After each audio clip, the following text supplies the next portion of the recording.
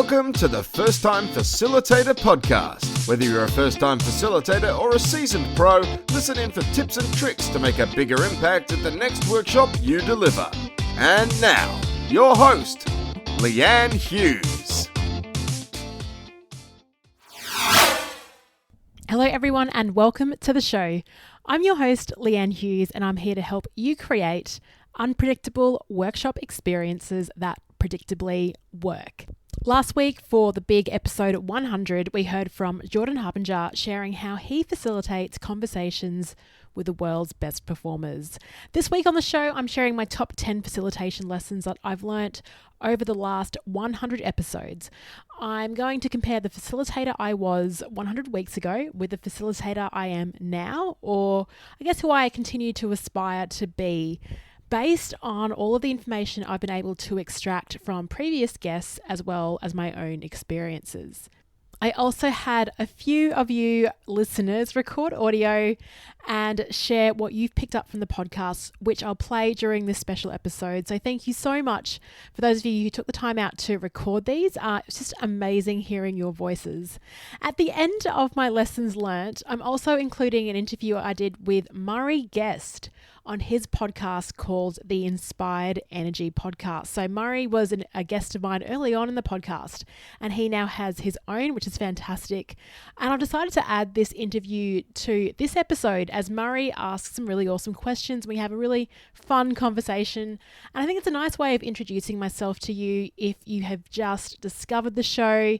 It's a nice introduction to, I guess, my philosophy, a bit about this podcast, and it's the start of a new decade, so why not try something new? Now, speaking of new decades, the start of this decade has been pretty tough, particularly for us in Australia. If you've been watching the news, you would have heard and seen the footage of all the bushfires. It's really got everyone in the country pretty down, to be honest, and I'm usually optimistic and very positive, and I just have felt pretty deflated since the beginning of the year, seeing all the footage, hearing about all of the animals and people that have lost their homes. So yeah, I guess managing our energy as facilitators or just as people going around doing your thing, sometimes external events like this can have an impact on you. And I was wondering why I wasn't just full of energy and buzz at this time of the year, considering I've had a bit of a break. And I think it's just because of that impact, and a lot of people are facing it.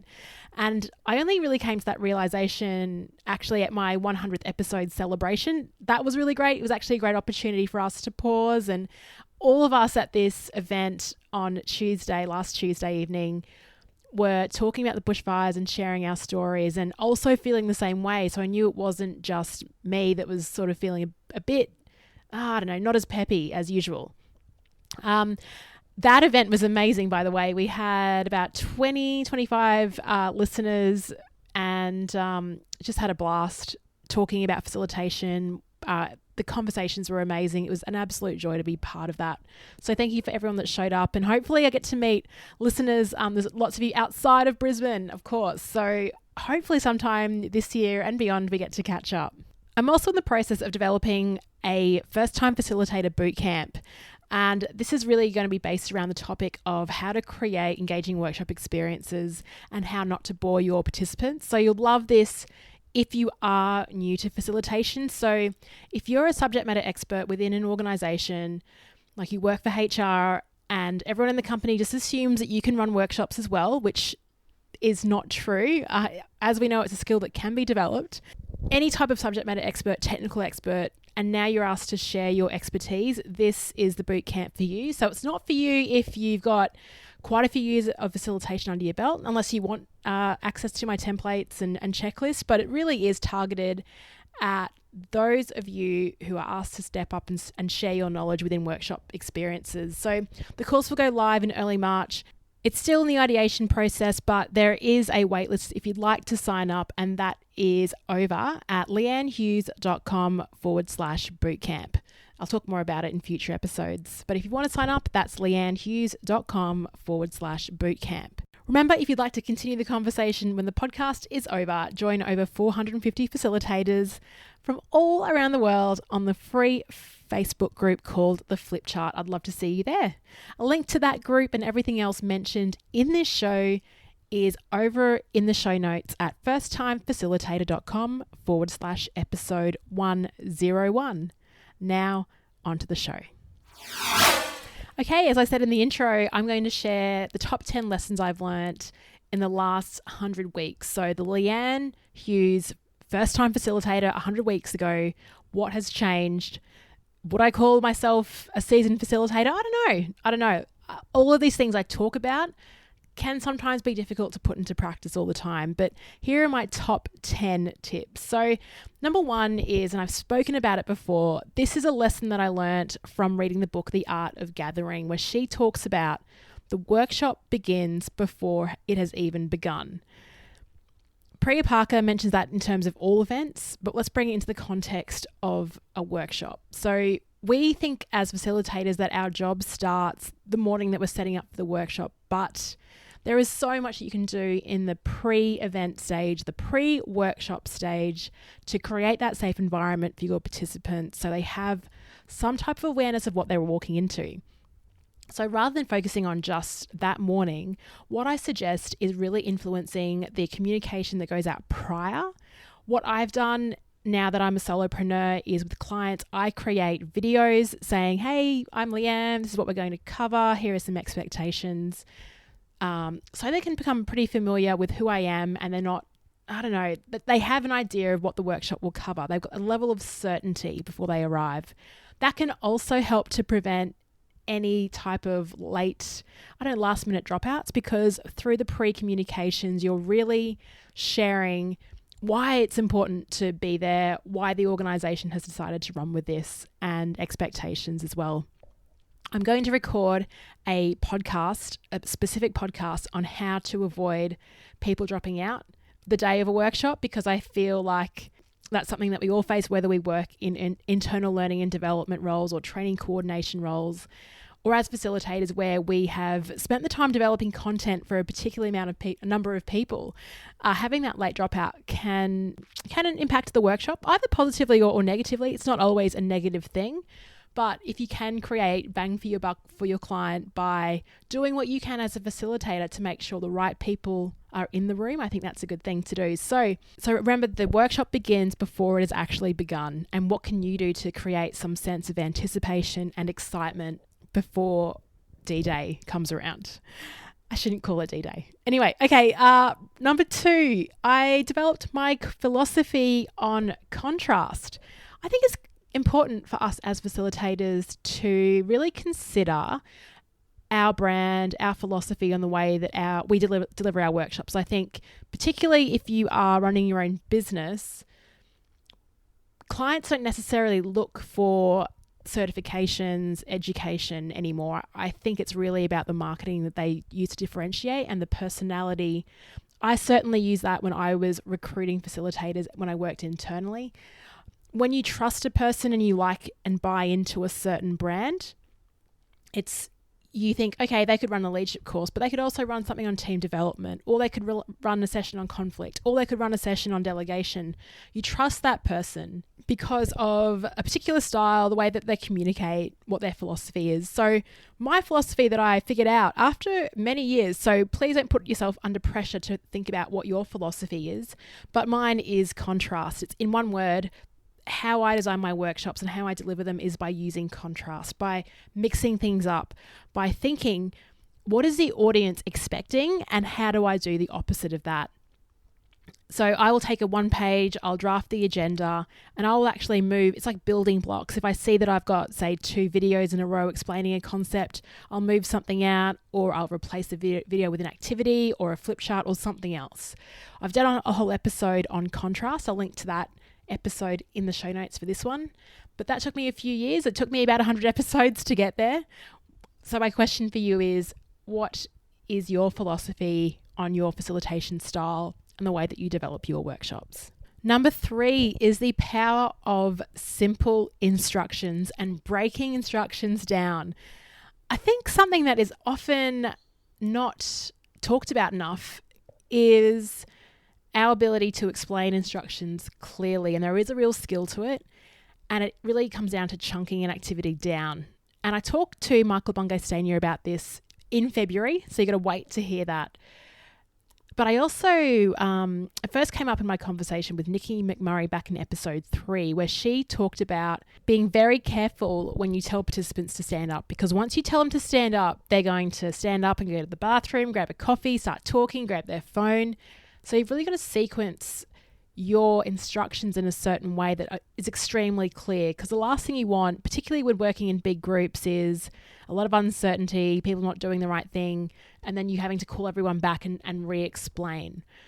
So keeping instructions very simple, one step at a time. And when I've been working overseas, I haven't just relied on the verbal instructions. So I'll supplement it with either the instruction on a flip chart or on a PowerPoint as well, because people also like to read as well as hear, and it provides that clarification. So you can draw the instruction, whatever it is, just simplify it one step at a time. Number 4 is something I've really thought about a lot. So as a first-time facilitator, when I was beginning my journey, I thought that more content meant everything was better. I thought that more content meant more credibility. I thought that more content was more useful in the eyes of my internal and external clients. What I've learned since is that less content is actually better. It's actually better to have less content and go deeper. And that makes learning more sticky as well. We get a lot of questions on our Facebook group about how do we embed learning. And I think the real problem with that exchange from learning about something to implementing it is that in a one-day workshop, someone might hear, I've seen this, I've done it myself, explain 10 to 15 models. I mean, how on earth is anyone going to implement anything? They feel this sense of overwhelm. And I often talk about that workshop I went to in Singapore a couple of years ago, run by Sean D'Souza. It was a 3-day workshop on how to write a sales page, but we spent more time in the cafe. But you ask me now, and I can tell you exactly how to write a sales page. I've committed it to memory because the way that he described it, his stories, but the amount of space that he gave us to talk about it really was the difference, to be honest. And that was the first time I'd been in a workshop experience where we had more breaks. And I know it's tough, particularly when you work for companies where time is money. They're paying for these people for their time and you're taking frequent breaks. But I really do believe that the brain needs that space to get the information to sink in.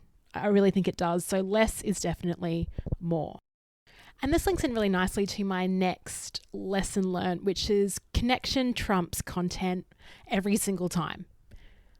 I think the power of what we do now, there is content. If people really want to learn about something, there is something called google.com. They can just hop on there and Google anything they want and get amazing information, videos.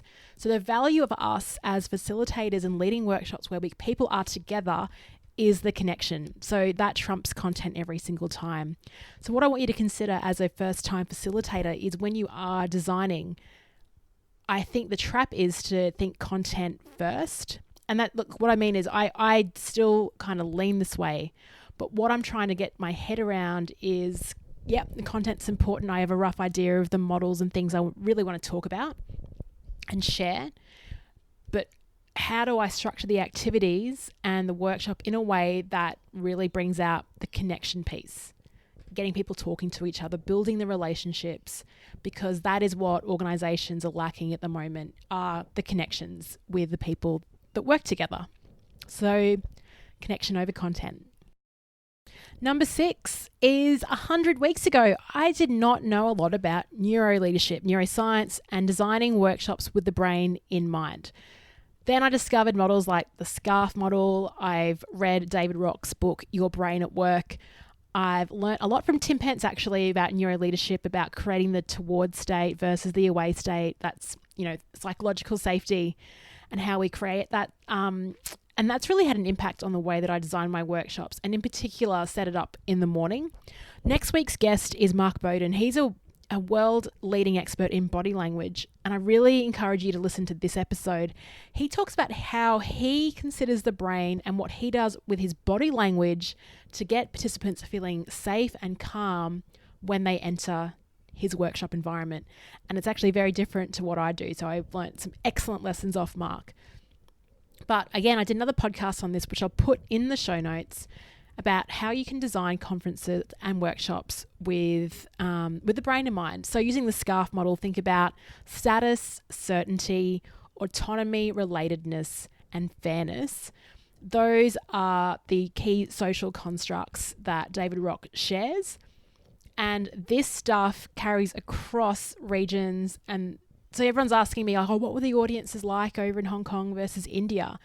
And there are some cultural differences, but honestly, humans are humans, and we are driven by these 5, and we can either activate it and make it a great thing and get people into the reward state, or as facilitators, we may, isolate a few of these things, and we might talk too much and lecture, which threatens someone's autonomy. So how do we design workshops using those 5 constructs? That's been a huge one for me, and something I want to continue learning more about and figuring out how do I bring in a lot of this brain science again into workshop design and delivery. Number 7 is all about shifting focus and really dedicating yourself in service of your audience.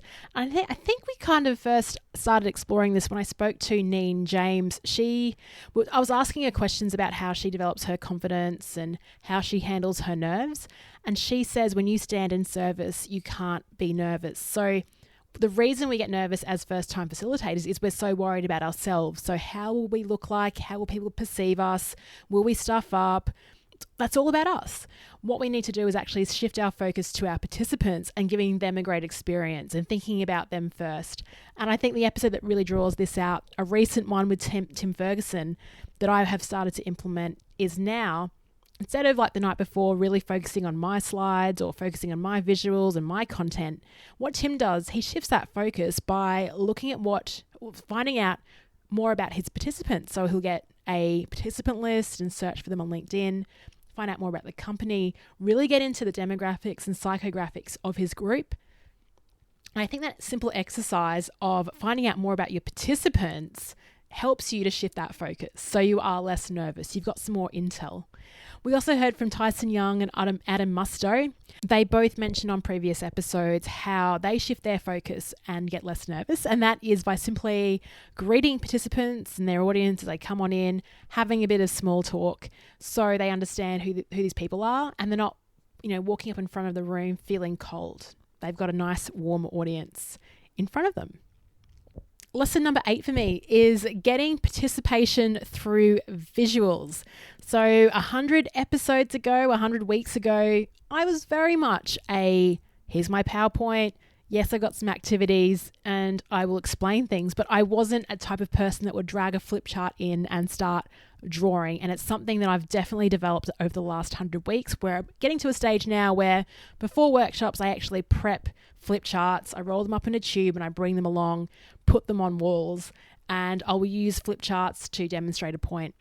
What I also learned in Hong Kong was on particularly sensitive topics. There's one workshop where I broke people into pairs, got them to talk and asked them to share back. And I didn't really get much information, even though when they were sharing in pairs, there was so much energy and noise in the room. So I knew they'd been talking about something, but when it came to sharing back with the group, I heard crickets. So I redesigned that process for the next group. And what I did was I got them into their pairs, and then I put flip charts around the wall, and I said, look, talk to your partner, think about the common themes or topics you're talking about, and write them on these flip charts. And the impact that had was like 200% better. Even more. It was like unbelievable engagement through that activity. So talking in pairs, then scribing their ideas down on flip charts, and then sharing back. They developed more confidence. They could see that other pairs were talking about similar things or other issues, and the ability to share back was just increased only because I'd put a flip chart on a wall. So it's little tweaks like that, and that's why visuals are really powerful. Number 9, this is a lesson I still have to remind myself to do, but I know when I first started, I was doing the opposite, and that was I wasn't getting out of the way. And Chris Hewitt and I spoke about this on a recent episode, that sometimes the best thing a facilitator can do is simply step away, get out of the way. Often I will, let's go back a few years ago. I'll give an activity, I'll run it, get into groups. They're all working at it, and I will go around from group to group and just check in and ask questions to And I think I'm being helpful, but there's absolutely no need for it at all because the group is taking it away and they're running with it, that's what you want as a facilitator. So I think it sort of relates back to be credible and professional. I need to be everywhere. I need to appear busy. I need to know all the content. Absolutely not the case though. A lot of the best facilitators know that their job is done when they are obsolete, when they're no longer needed, when the group can carry themselves. That's what you actually really want. You want to pretty much make yourself redundant, I think. You've set it up so well. People are safe talking to each other. They're self-directed and self-managed because you're not there to facilitate them when they get back to work. You're not there to babysit and guide them on their way all the time. So I think it's really nice if you can get to a stage in a workshop or even during your career where you're like, okay, this is great. I feel good. I can now step back. I can get out of the way. I don't need to be fully present and active all the time. And it's something I've got to remind myself to do more of. And the final one is something I talk about a lot, about getting into state and how morning preparation, the morning is really critical, as is the night before. This is all about getting your energy right because even in the surface, if you might seem that you are calm and capable, but you're actually not feeling that way, I think people can pick up on that fact. If you've got shallow breath, if you had an incident like I did earlier this year where I was running around and sweating and I'd forgotten a few things, I hadn't packed the right way, when I got up there, I was feeling extremely frazzled. I thought that I was portraying an image of confidence, and maybe I was, but it's still, I just feel like people can detect when that doesn't happen.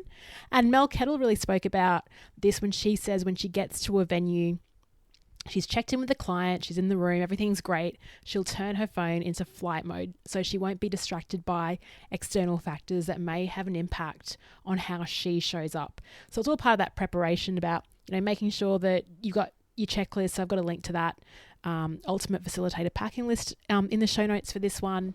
What you're doing the night before, are you packed? Have you got everything ready? Have you chosen your outfit? Have you ironed your shirt the night before?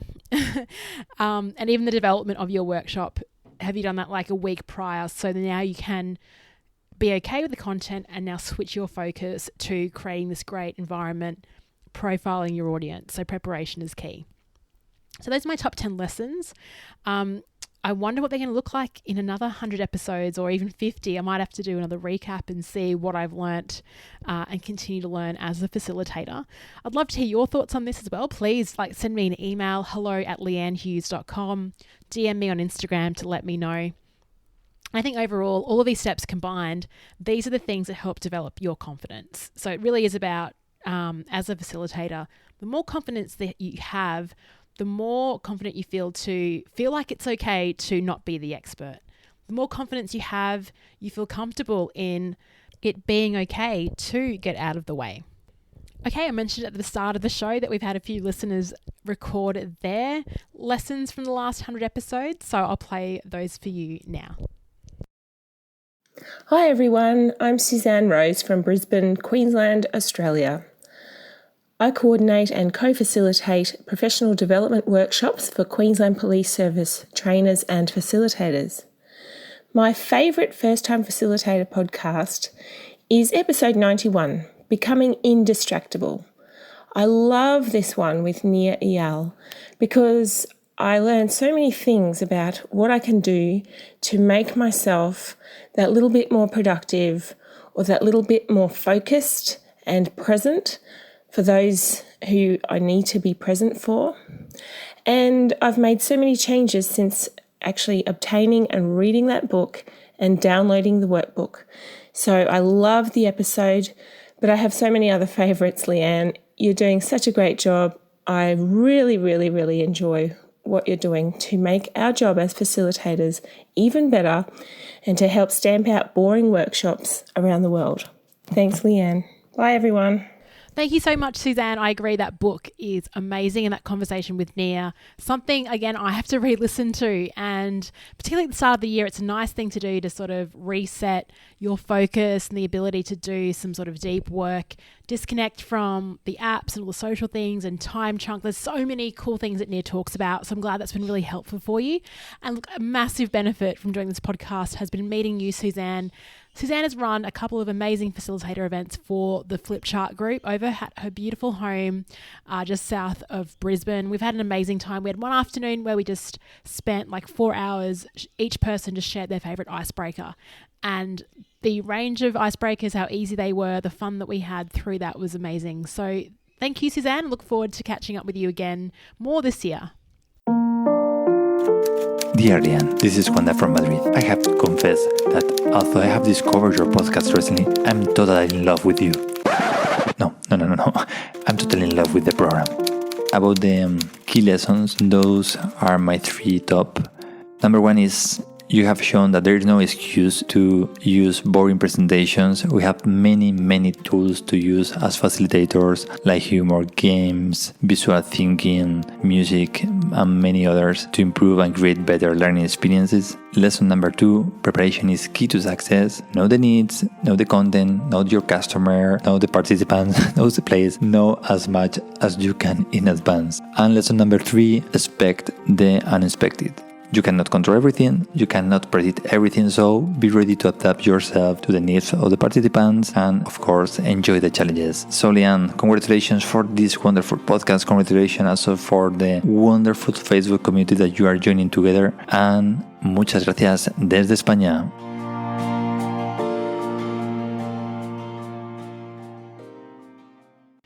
Wanda, thank you so much for that. I think I was on a train when your email came through. I had my AirPods on. I started listening to it and I absolutely cracked up. I think what you've done through your voice message has really kind of encapsulate that whole philosophy around being a bit unexpected. I mean, you started off with something really funny. You use that sound effects to your advantage to mix it up and to grab attention. You've used humor. You've demonstrated, look, you used music as well. So everything you spoke about as part of your lessons learned, you've used in your voice message. So how cool is that? You bringing it into the way that you've shared your lessons learned. It's so cool that you've discovered the show, and thank you for sharing your top 3. Couldn't agree more about preparation, about, getting used to the unexpected, but preparing for that as much as we can. As well as, there is no excuse for leading a boring workshop. I do challenge all of our facilitators listening, doesn't matter what topic you're delivering on, you can create something engaging and beautiful for your participants. Muchas gracias. Thank you. Hey Leanne, it's Marianne here. The podcast I really enjoyed was episode 80, when you had a former guest come back on the show, and that was your business coach, Sarah McVanel. I loved this particular episode because of the coaching exercise you generously shared on the show. It was all about how to price up correctly. It was a simple activity, something that I did directly after the podcast, and it was so good for attacking that imposter syndrome I think a lot of us have when we're out there trying to start our own businesses and wondering how exactly do we figure out our value and our worth. So it was brilliant. Thanks, Leanne. Marianne, or as we like to call her, MK. I used to work with MK. She works in a comms role, and she is absolutely something special. Thank you for your message, Marianne. She's talking about episode 80, where I caught up with my business coach. We had just sort of sharing and reflecting on business coaching and what I learned from solopreneurship. Sarah talks through an exercise when you're trying to figure out your value and what to charge clients. It can be really tough. And we, particularly if you're new to this, you might undervalue what you can bring. So we talk through an exercise of writing down all the experience you've got, all the education, all the knowledge you've picked up, everything you've accumulated along the way, actually writing it down so it becomes quite a rational thing. You look at it and go, wow, I actually have done a hell of a lot. Because when you store it in your brain, you still sort of battle with that confidence thing. So to see it written down on paper is very helpful. And that was we got a lot of really great feedback actually on episode 80. I think a lot of you out there who are working internally, it seems like you want to make that jump yourself. And that's probably another course I'll be running later this year is, a course on, so you want to start your own facilitation business. It's something that I'm fascinated in the world of business and how we can differentiate ourselves and get business as well. Thank you, MK, and I can't wait to check on your progress this year.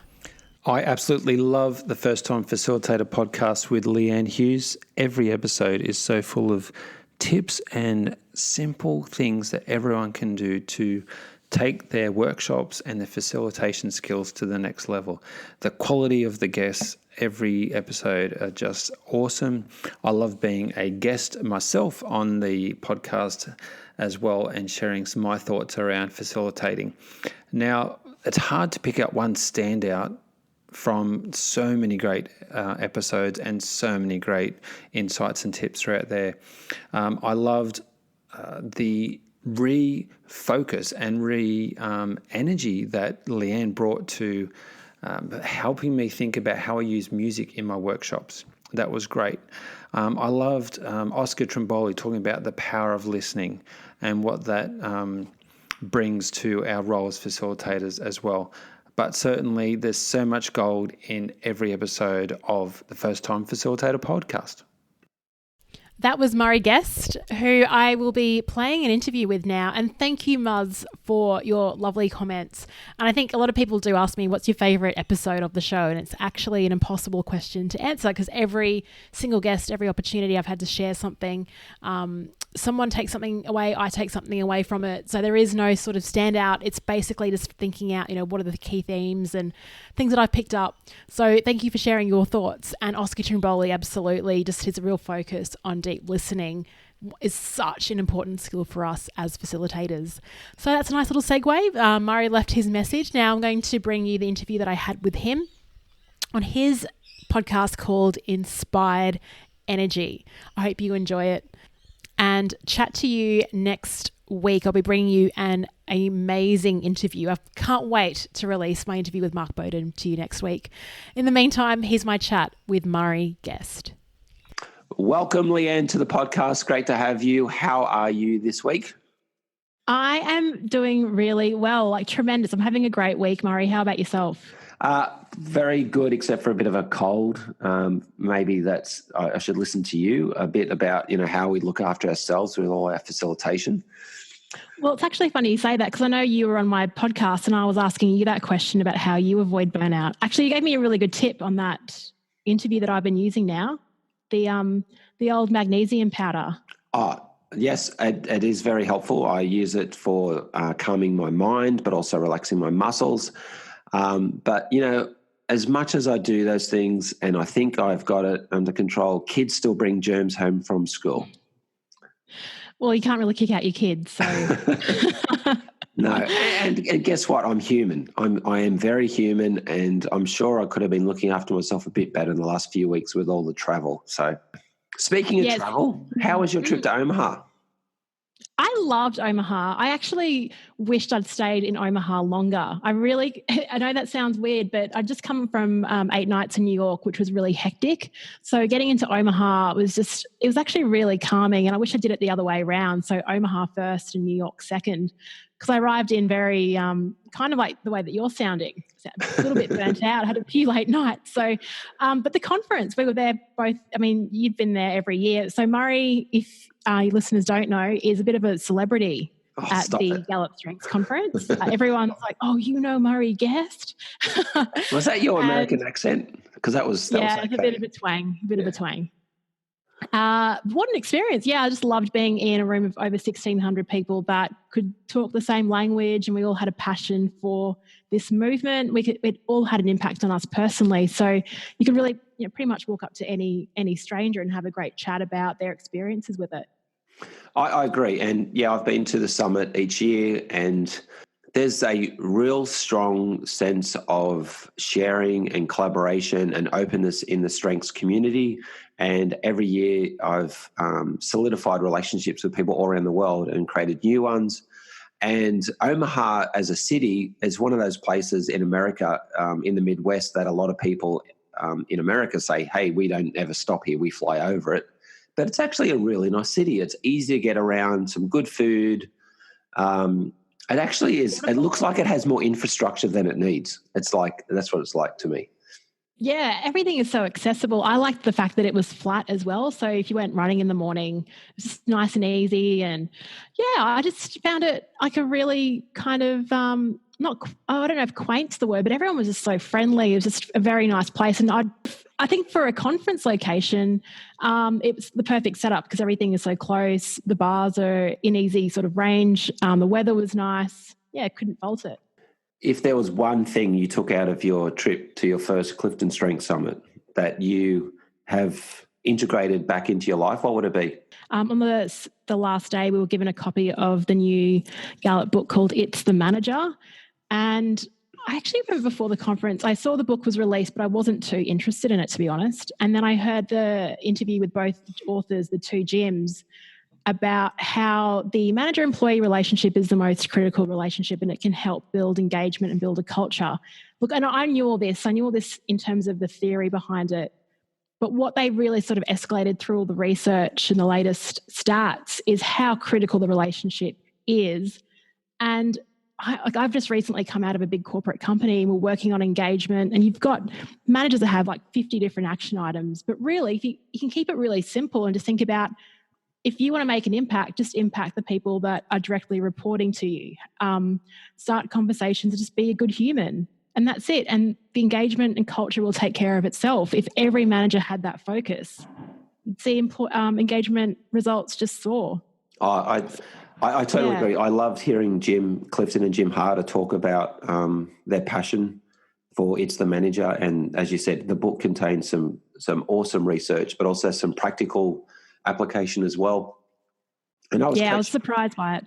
Yeah, again, there's good link to strengths as well and to the cultural work and engagement which Gallup does. I was working with a leader this week in a coaching session, and just that sense comes up again with so many leaders that I work with around the busyness. I'm so busy doing stuff, but the stuff they're doing isn't leadership. And this leader was talking through their challenges with some of their low performers and how they're not investing the time in those low performers because they're so busy doing these other, let's just say, technical elements of their role. Yet the question we kept coming back to is, well, what are you really paid to do? And where have you got that clarity? And the conversation this leader need to have to reset the expectations from the person they report to, but also the people they're leading. And honestly, middle managers are in that pinch point, aren't they, of trying to balance out that technical aspects, quite often of their role, but also the leadership part of their role.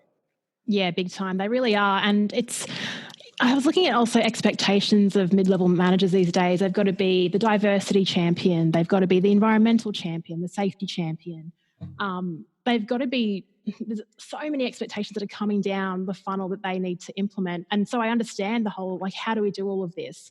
But I think, and what the book really brings, it's not about doing anything extra. It's about what you're doing, but making more of those conversations, those touch points, the performance meetings more impactful through the way that you structure those. So it's using your existing time more effectively and getting the tools to do so. But you're right, it's still very common because people are promoted based on their technical ability, not based on the way that they can lead people and lead teams. And because they're promoted in their technical area of expertise, they feel like then they have to know even more and be even more credible. Now, I'm going to ask you something which just popped into my head. Do you think anyone in a leadership role is there to just be 100% focused on leading the people? No. No, of course not. No. And I think that's the challenge. Well, I totally agree with you. It was a loaded question, might I just add? Yeah.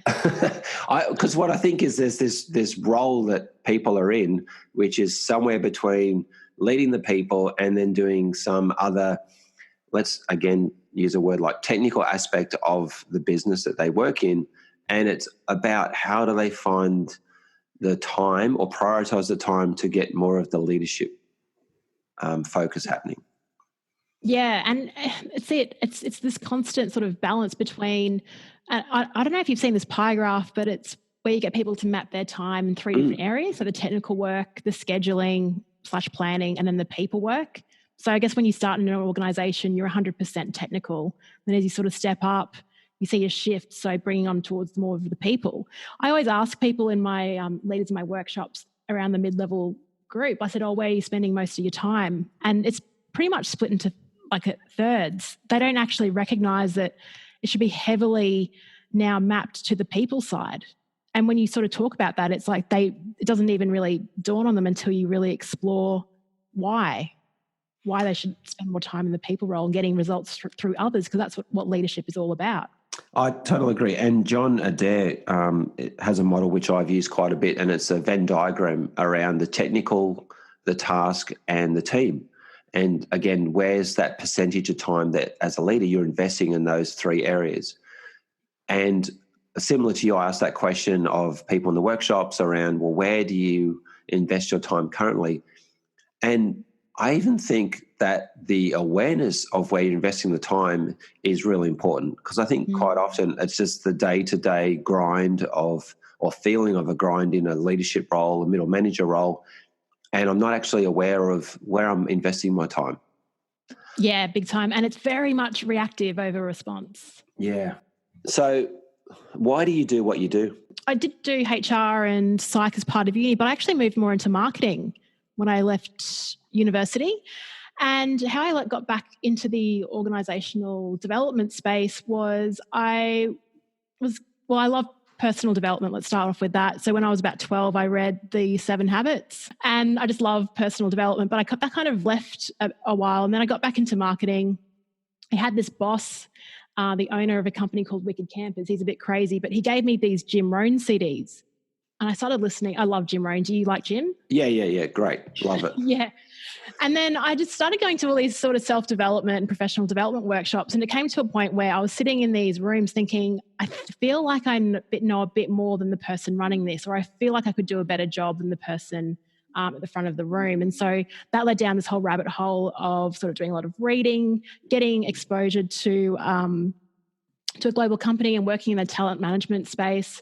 And then as a result, getting the opportunity to facilitate workshops all around the world for our internal workforce. So most recently I've left that and started my own gig. But the reason why I love doing it is because I'm going to pull like a Harry Potter analogy. Have you read Harry Potter? Of course I have. I'm actually off to Melbourne soon to go and watch the stage show with my daughter, which I'm very excited about.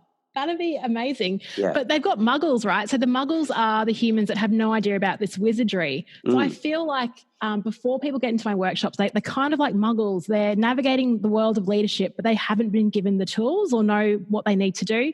So I love turning them from muggles to people that are like, right, I know the secret now. I know how I'm going to navigate this when I get back. Because it's fascinating. I've worked with even one guy who is a superintendent in Mongolia. I'd been leading for 20 years, had never done a leadership program. Yeah. And he just came up to me at the end of the workshop saying, I wish I'd known all this 20 years ago. Like, how much would this have helped me? So I do it for those type of moments. I think it's just giving people secrets, shortcuts, and a bit of wizardry. I just made that up, actually. I love it. I love it. And what's funny, because sometimes I've been with a client and they say, well, the team's doing this. We want to see more of this. We want to see less of this. We need to improve this. And they've got this whole list. And I'll say, I'm not a magician. However, let's see what we can start to do. Let's start through getting the conversations happening.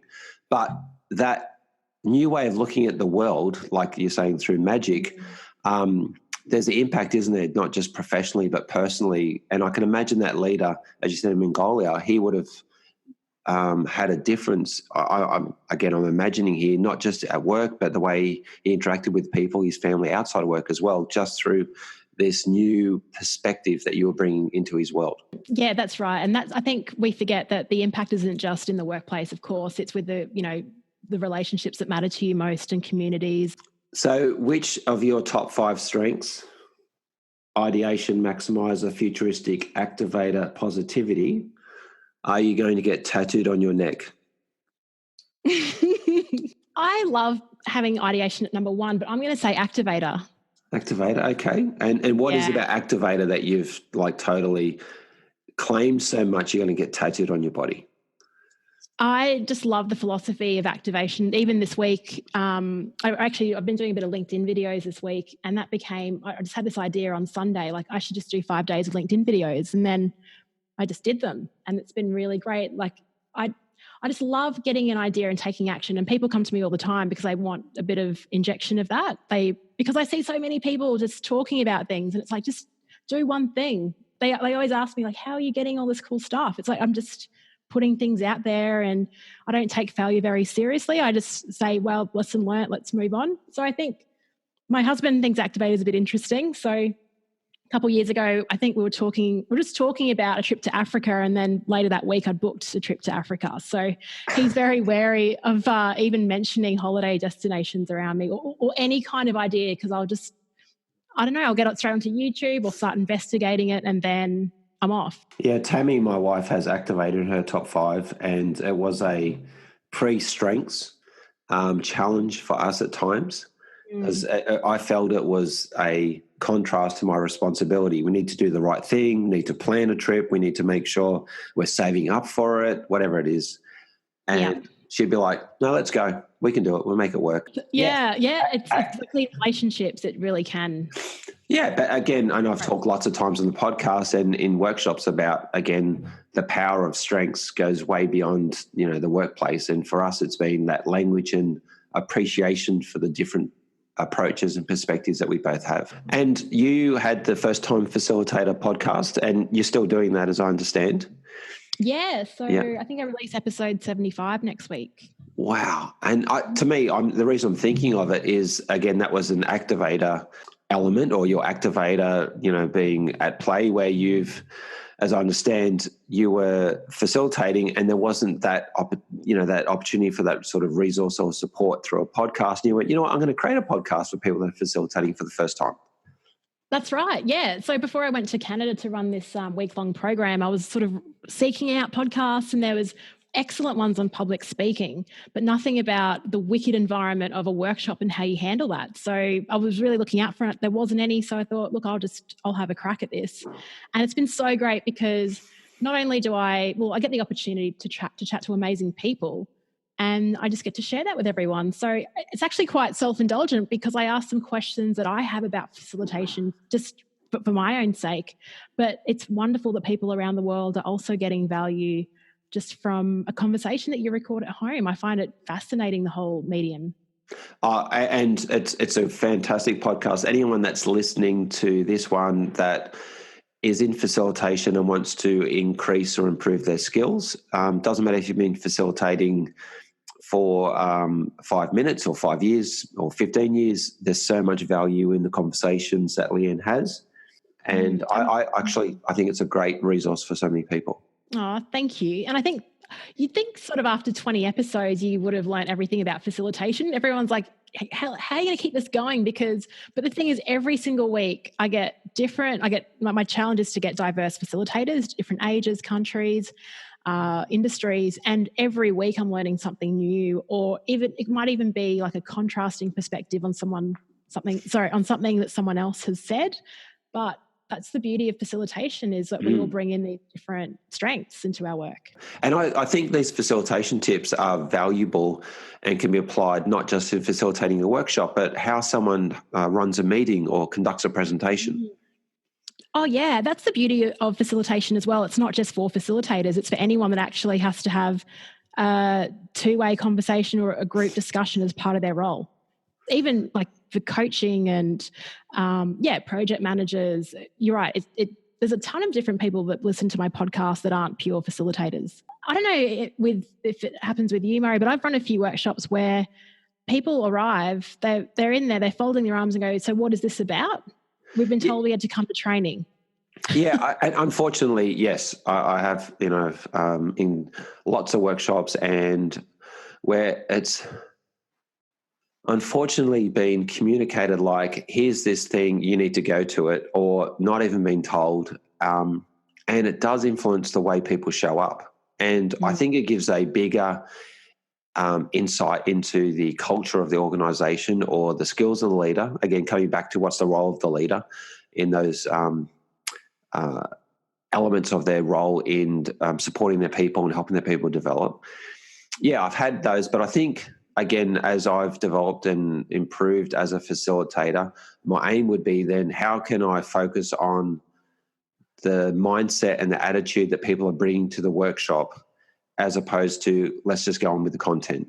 Yes. If that's what's in front of me. And like you said, the energy in the room can shift and change, and you work with that to create a space where everyone can get as much out of it as possible. I think that's it. Yeah. And that's a key role of facilitation, is picking up on the energy shift and then doing what it takes to keep it on track or keep it productive and moving. And even if that is exploring, why things aren't working, I think that's fine as well. It's about being flexible in that agenda that you've got too. So no 2 days are ever the same. Even if you've got the same content every day, it's so different. I totally agree. And I think I've had some clients where they're expecting the same thing, and I know that's not who I am and it's not what the group needs. But again, that just is a reminder to me around making sure my clients understand my approach is to serve the people in the room during that time as best as I can based on what they need. So you've made the transition, as you're saying earlier in the conversation a little while ago, to being an independent facilitator. Mm-hmm. How does that feel?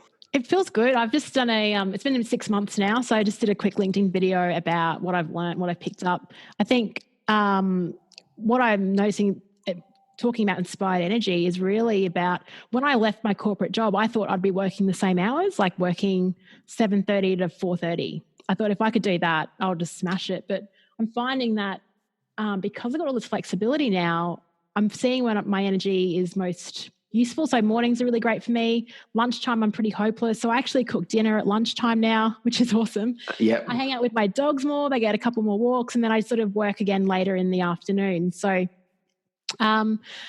leaving corporate as well, I love the social elements of corporate. I had some really great mates in my job. And I think the biggest thing that I missed was having brainstorming buddies, people to just talk through ideas with, because I am ideation's number one. So as a result, I think within 6 weeks, I quickly decided to get a business coach, just so I had some formal accountability as well as a formal brainstorming buddy as well. So she's been really helpful. It's really, you feel like you've got to be productive all the time, but it's trying to get out of that corporate mindset it's taken some time. I'm still in it. Yep. So the transition's been great though. I've had a really great variety of clients. I didn't just quit my job. I spent about 12 months leading up to the process of leaving. So it was getting to a point working in corporate where I was saying no to some opportunities. So once that started happening, I thought I'll just take the leap. And the worst thing that can happen is I get another job if things don't work out. But so far, so good. I know when I started as well 5 years ago, I was, and my wife looks back on it with humour, let me just say that, where it was like, oh, I need to get dressed in my exact work clothes today and make sure I'm at my office desk by 9 a.m. and in this certain mindset. And I know now, I've had a client recently say to me, how many hours do you work a week? And I said, I actually don't know, because I'll do a bit of work on Sunday, I might do some on Thursday night, and because it doesn't feel like work, I'm doing what I love doing, and it's with the flow of my life. Yes, you get it. Yeah. I feel a bit guilty about it. But it's so nice. I get a friend that was in Brisbane, so I could just hang out with lunch for a couple of hours on Monday, and then I just did some other work. You're right, and none of it actually feels like work, because it's all like, I mean, there's some annoying admin stuff. I really maybe I need to start outsourcing some work, but the majority of it is really interesting, and I'm learning so much about all aspects of business, contracts, legal stuff I had no idea about. Marketing I know a bit about, which is good, but that's the other thing. You can go down a rabbit hole. There's so much information out there for business owners, and sometimes you just got to stop getting all the information and training and then just execute on the things that you need to do. So we were talking a bit before about mindset in workshops, and certainly one of the things that I have been processing and working through all the time is my own mindset. And when I first started, I would go through the mindsets of there's not much work out there in my area, I won't be successful, through to an abundance mindset of there's just so many opportunities out there. And it is amazing the difference of what is attracted to me when I have that abundance mindset. Yes. Actually, when I got back from the States, I was because I hadn't got a pipeline of work between getting back from the States and my next gig. So I've got 4 or 5 weeks of no work at all. And I got back from the States thinking, oh my gosh, why didn't I work on the pipeline beforehand? But as I said to you pre-conversation, this has been an absolute blessing. But you're right, that scarcity mindset, it sneaks in, and and then you've actually got to question it and think, hang on, this is not serving me. How do I start channeling this abundance mindset? And then you're right, the second you do that, I just had emails of really amazing opportunities come into my inbox by being proactive and just by thinking and looking at things a bit differently. But you've got to watch yourself, because that self-talk can come in and you can just accept it. You constantly have to question the thoughts that are coming into your head. And because where are they coming from? It's a different place of fear, and our brain does that to protect us. That's exactly right. And I think, again, I love your strengths coming out as you're talking, that positivity and that futuristic all the time. So what's coming up for you next? Yeah, so in a couple of weeks, I'm off to Hong Kong to run quite a few workshops, actually. So mid-level leadership training, unconscious bias training, and coaching for performance workshops. So I've done a bit of work in Asia before, and I've been talking to a few people about the differences between Asian culture in terms of facilitation. So really doing a lot of prep work on that. And then I'm releasing a framework. I've created an acronym. It's called DICE, so like throwing the dice, and that stands for Driving Influential Contagious Experiences. So I want to help managers throw the dice in meetings. So how do you create an environment in a meeting that is full of contagious energy, but people feel it was productive? How do you throw the dice in a workshop? How do you make it more engaging? So that's what I'll be working on and releasing a bit later on. And I've caught up with one of my favorite authors in New York City. Her name is Jenny Blake, and she wrote a book called Pivot, which was probably the number one book that's impacted me. It's all about how you can pivot your career. And that's actually how I found out about strengths, was through that book. And we're looking at opportunities for me to be a pivot coach for Jenny in the APAC region. So yeah, a few exciting things coming up. And you're just navigating the whole solopreneurship and trying to build the business as well. Wow, I've got some cool things on the horizon, and I love the idea of a pivot coach, but also the workshops you've got coming up in Hong Kong sound very exciting as well. And talking to leaders about their unconscious bias, that is so powerful. And I'm sure you'll be lighting some sparks in some people about that. Oh, yeah. And I've been doing a ton of reading about it. There's so many biases out there. And it's funny, even if you know them, they still hit you, right? You still get caught, but it's nice to raise the awareness. I think that awareness is the first step. And I love having the conversations about the awareness, because even that in itself then creates this attention to not even knowing about them in the first place. We talk about them at home, and I had even conversations with my children about them, for them to be aware about how they're showing up. And it's just so powerful. And I know, as you know, with what you're doing there with leaders, that's going to be so helpful to help them in the way they lead, and how they can maybe not just be aware of those, but start to let some of them go as well. So you also mentioned around some of the cultural differences in different countries and facilitating in some of the Asian countries. So I'm not too sure if you're aware, there's a guy called Professor Gert Hofstede. Oh, right. And that's the Hofstede Insights. And I'll send you a link and make sure it's in the show notes, but it's about what he calls this power separation index between individuals in different countries. And the fact that some of the Clifton strengths like harmony are higher up in the top 5 in countries like Japan and China and Hong Kong is no surprise, because there's that process of being that's just been there for so long around keeping that harmony in the way that we work and interact with different people.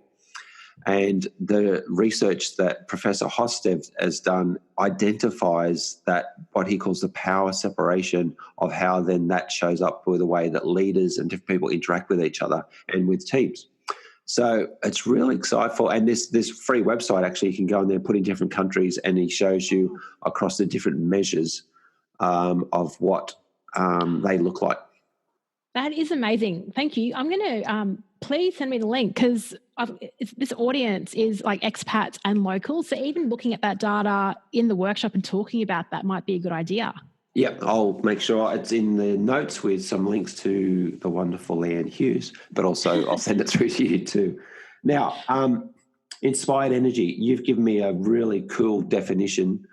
What comes to mind right now when you think about inspired energy? Yeah, I guess for me, it's inspired energy is contagious energy. So it's actually having interactions with people and making them feel like you've injected energy into their world, so they're ready to take some action. So probably back to Harry Potter, the opposite of what a Dementor does. So instead of sucking energy, you're like giving it to them. That's how I see it. I feel like inspired energy is just floating around, and you can't be like this 100% of the time, and I'm not like this 100% of the time, but I do like when I do meet up with people, leaving the interaction so like the energy's passed on to them to take some action. Yeah. I just picture the Dementor, and that is such a valuable image. They're sucking the soul or the energy out of people. Yeah, and look, there's people around, like I know a couple of Dementors. It's hard. I feel for them. Maybe open your next workshop with, okay, put your hand up if you know you're a bit of a Dementor, because identify those in the room today. Yeah, please leave. But I have a bit of a cold at the moment, and you have brought a sense of energy to me. I'm feeling better than the start of the conversation. So that's what you've brought. So thank you. Oh, thank you. And look, as do you, I think I've really enjoyed this conversation and all the incredible value that you offer as well. It's been really fun. Yeah, thanks, Leanne. I will definitely have you on again soon. I want to hear more about your travels and your insights. You are doing some great work on your podcast, but I want to have you back on mine as well to talk about what it is that you're learning as you're running all these amazing workshops too. If someone wants to connect with you, where's the best place to go online? Oh, that's a good question. So my website's at leannehughes.com. My podcast, as we alluded to, is First Time Facilitator. And I actually love playing on LinkedIn at the moment. That's my platform of choice. If you asked me last month, I would have said Instagram, but the platform of the month is LinkedIn. So you can find me there. Just search for Leanne Hughes. It'd be great to connect with all of your listeners on those platforms. Wonderful. I'll make sure that there's links to all of those in the show notes. If you got something out of this conversation, and I'm sure you have, there was so much value in catching up with the wonderful Leanne, please share on social media and make sure you tag Leanne and tag me. Also use the hashtag Inspired Energy. And please, as Leanne talked about, the power comes from the learning when we reflect on that and we share that. So if you share that online, not only does it help get the word out there, helps lock in some of those lessons you might have heard in our conversation today. Leanne, I want to again acknowledge your wealth of energy and sharing and inspiration and humour.